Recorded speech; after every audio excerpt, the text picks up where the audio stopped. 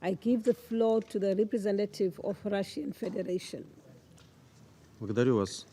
Thank you, Madam President. We wish to thank the Special Representative of the Secretary General to the AU, Madam Hanna Tetta, and the Permanent Observer of the African Union to the United Nations, Madam Mohammed, for their detailed briefings. We've carefully read what was published in September. I refer to the latest Secretary General report on cooperation between the United Nations and this Pan-African organization and the activity of the United Nations office thereunder.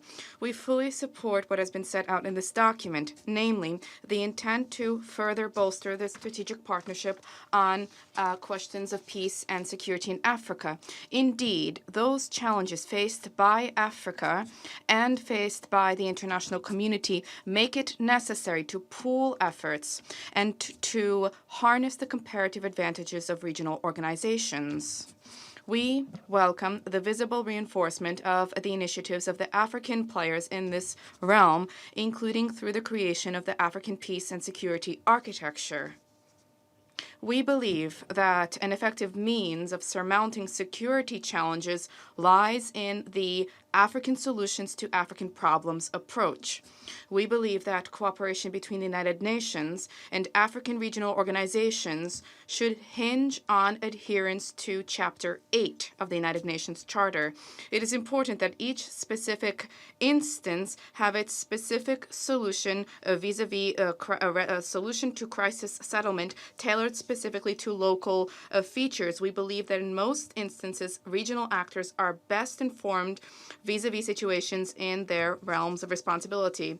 At the same time, in the light of the role played by the Security Council in the maintenance of international peace and security, we do not think that the Council can sideline itself, leaving African organizations to single-handedly tackle issues there.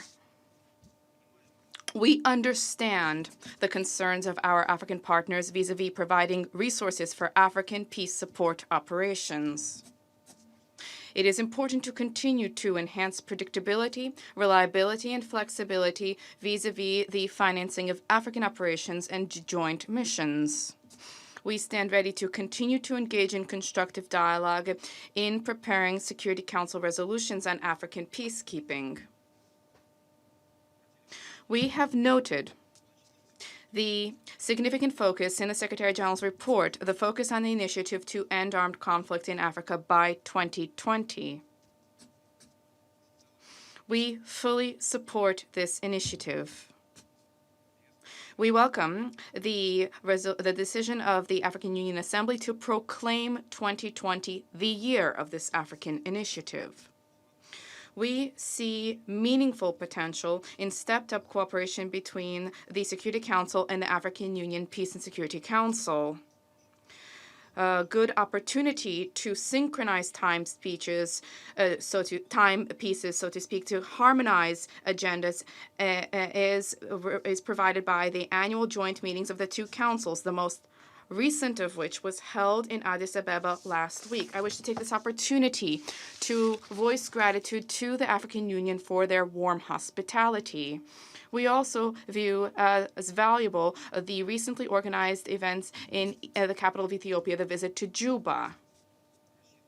We trust that the discussions held will help to facilitate further implementation by all parties to the South Sudanese peace agreement with their obligations. Madam President, to conclude, I wish to stress the following. Development of relations with African countries and their regional organizations is among the priorities for Russian foreign policy.